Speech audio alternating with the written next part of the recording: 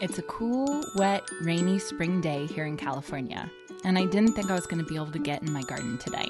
Yesterday was rainy all day, and today it's still gray and a bit drizzly. But I caught a little break in the rain, so I'm out here enjoying this cool spring weather. And today I'm planting up these 3 stock tanks with the exact same combination.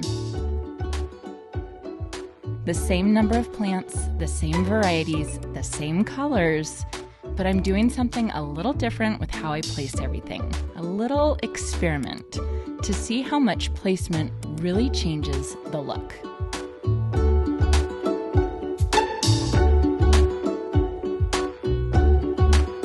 Hi everyone, Jamie here. Welcome back to my garden. It is quite an overcast, kind of drizzly day. I think I will have a break for a couple hours in the rain. Yesterday I wasn't even able to get outside in the garden at all because it was raining all day, which honestly is not a bad thing. We have had such a warm spring. It's been kind of nice to have a little bit of wet weather, and I know my garden is appreciating it because it's looking really, really good this morning. So I'm over by my 3 stock tanks by our garage, planning to plant these guys up today. I have to say, this area is a work in progress. I know you can see all the water kind of pooling when the irrigation goes on. We have a couple stacked things over here. I want to get mulch or gravel to cover this whole area.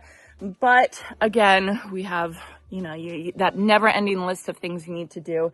And this is not at the top of our list right now, but that doesn't mean that I can't plant it up and make it look beautiful, right? Doesn't mean that I have to ignore it.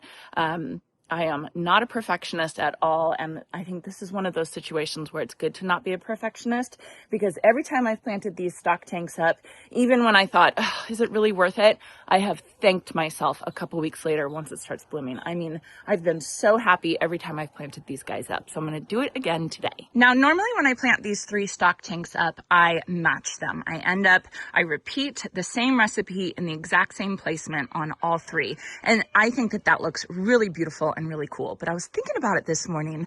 Wouldn't it be fun to kind of change one variable of this stock tank recipe or the triple container recipe? Just change one variable.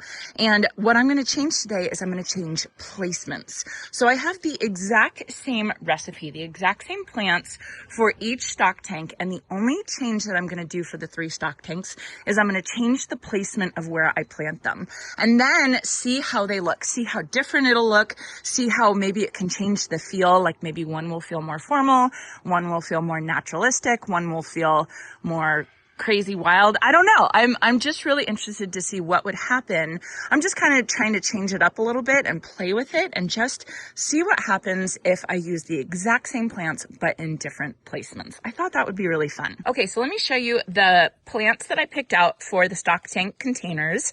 I'm actually really excited about this recipe or this combination because it is all the colors, which I've been kind of doing throughout my garden. I have other places in my garden that I'm planning to do a little bit more reserved and a little bit more of like a theme, but for around the gazebo, it was all the colors, and I love that combination. And I think the thing that's going to make these stock tanks really neat and interesting is this plant right here, which is a new one for Proven Winners. This is their new Supertunia Vista, and it's called Cool Jazz, and it's a very interesting color. I feel like that's the only way that I can describe it. It's, to me, Supertunia Vista Jazzberry was very bright and very like almost neon. It was a really intense color, and this color is so much more muted. To me it is like a bright lavender. I feel like that's the best way that I can explain it. And I don't know if the tag really explains it. My mom came the other day and she wanted to see this in person, and even she said it looks a little bit different in person. So just be aware of that when you're looking at Cool Jazz online. It's a really, really beautiful color, and it's a very cool color, which I think is going to tone down this whole combination. Even when I have maybe some warmer colors like the Truffula Pink Gomphrena, I think mixing it with the Cool Jazz is just going to kind of cool everything down, which I think will be really fun. So I have that one. And then I have the Saffron Finch. I have 2 of the Saffron Finch for each tank, which is just going to connect it to the zigzag planter and around the gazebo where I have Saffron Finch. I'm really liking that as kind of a repeating color throughout my garden. Then I have the evolvulus Blew My Mind, and this one is, they're tightly closed because there's no sun right now. Once they open up, they're a beautiful blue color, another cool color that I thought would be really fun in this container. And then I do have Supertunia Mini Vista Indigo, which is kind of a darker, more saturated color, which I felt like this combination needed, and I think that will be really pretty. My thrillers are the Truffula Pink Gomphrena. I think this will be really pretty with this combination. And then as my spiller, and to kind of bring everything together, I have Lemon Coral Sedum. So isn't that an interesting combination? It's almost Easter-ish, right? Like Easter colors. I don't know. I just think it's really, really pretty. So that's my plant selection for today. And I think it's kind of fun with repetition. You can go exactly the same and make it look really formal and make it look very buttoned up and tight and nice and tidy. Or you can go, you know, do something absolutely crazy. And I was going back and forth between planting 3 completely different pots here, which I thought would be pretty, like different recipes, or changing the placement. And I think this year I'll change the placement, and maybe next year, or maybe in fall, I'll do 3 different colors, maybe in the same placement. Wouldn't that be fun? So let me place everything. Let me get everything where I want it to be. That's probably going to take forever as I mess around with it. But let me get everything placed how I want them, and then we'll start planting.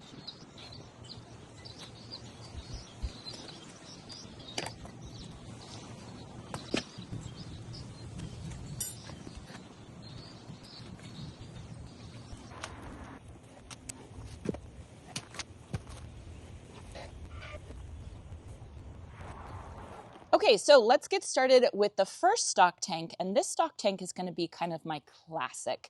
This is the classic placement of thriller, filler, spiller, and this is the one that I lean heavily on because it's the easiest, right? It's kind of like a set recipe that you know is going to look absolutely beautiful, and it's going to give your container a lot of interest, height, layers, spillers, all that kind of stuff. So back here in the back, I have my 3 thrillers, which is Truffula Pink Gomphrena. These are going to get a little over 2 feet tall, so they'll be nice and tall back here. Then in front of that, I have my fillers, which I have the Supertunia Vista Cool Jazz, I have the Supertunia Saffron Finch, and then I have the Mini Vista Indigo right here. Now, if I could see, if I had gone, or if I had planted these in a container that I could see from all directions, I would have put my thrillers right in the middle and wrapped everything around, but because these are kind of pushed up against the fence right here and nobody stands where I'm standing right now, I moved my thrillers to the back and I kind of just focused the show from facing where the camera is. So in front of my fillers, then I have my spillers, which is mainly Lemon Coral Sedum, which will get, it's not a huge spiller, right? It's not like a Dichondra Silver Falls or a sweet potato vine or anything like that. It's just a little pop of chartreuse green that I think is really beautiful, and I think it's what this color combination needs, and it's only going to get maybe a foot. Maybe it's going to be kind of like a mound of a spiller.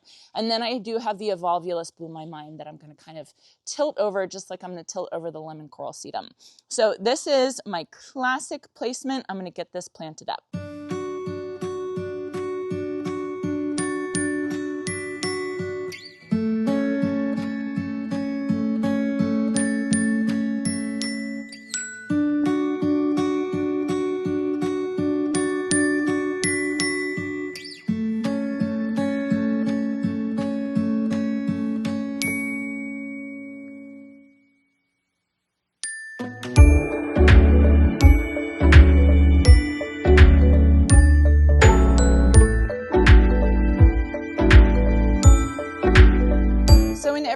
Hole, I am putting some slow release fertilizer.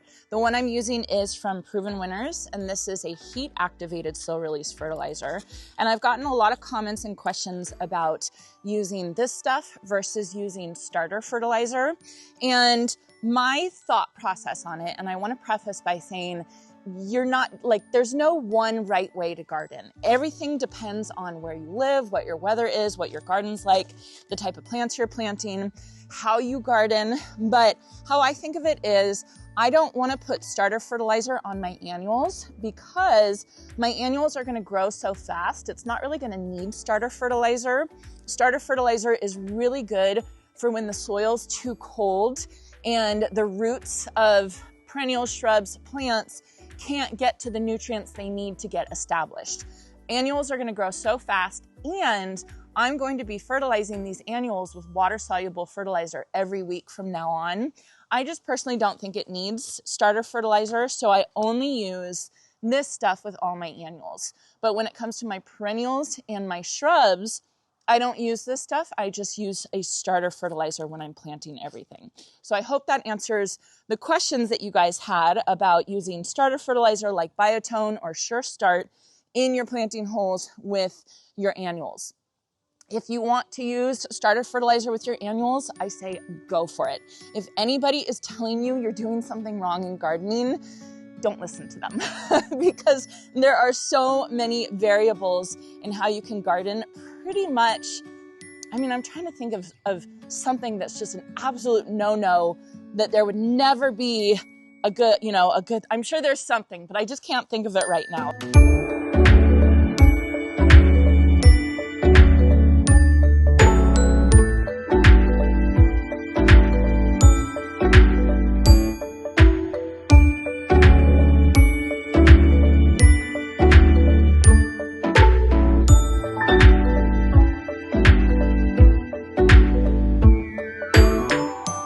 So here's the classic placement all done.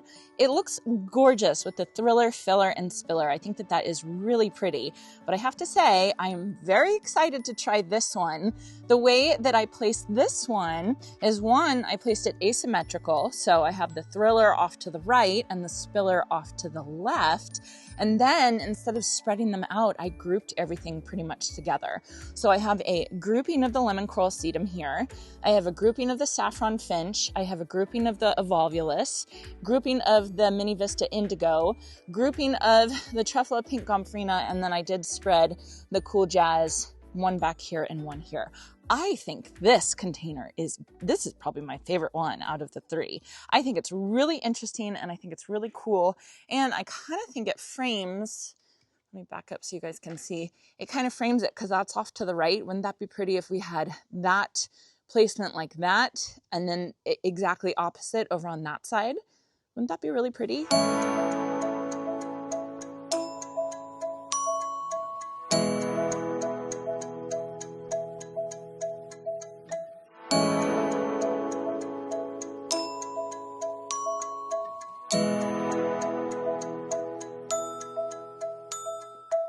So another question I get asked a lot about these containers is how I refill the soil or how I replenish the soil if I empty them out completely and then refill them, and I don't.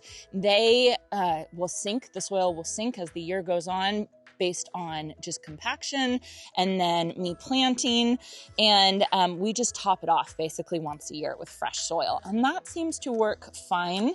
I think because I fertilize my annuals, I don't have to worry about having new soil or anything like that. I mean, the whole thing of being new soil, and you have to think annuals roots, they only go so far down. If I was to plant something like a tree or a shrub or something like that, then I think I would be a little more worried about the freshness of the soil further down in these stock tanks, but seems to be working well what we're doing right now. And it usually just takes about two of the big bags of soil to top each one of these off. So we've got the formal classic planting of the thriller, filler, and spiller. Then over here we have the grouped planting, which I think is really fun.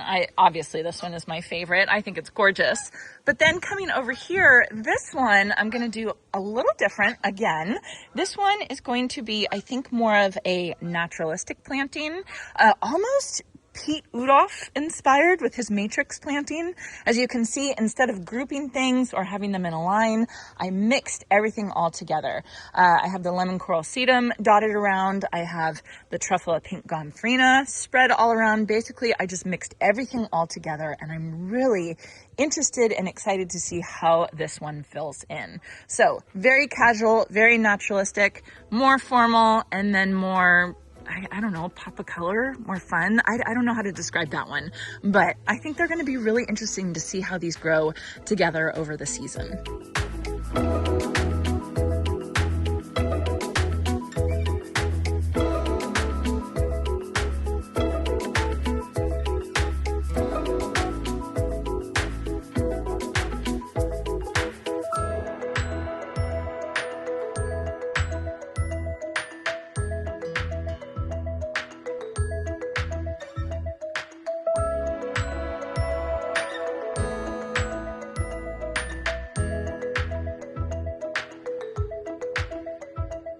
All right, you guys, so I am all done planting up the same recipe 3 different ways. Again, we've got the naturalistic style all kind of mixed around, and hopefully all the plants will grow into each other and look very, very beautiful.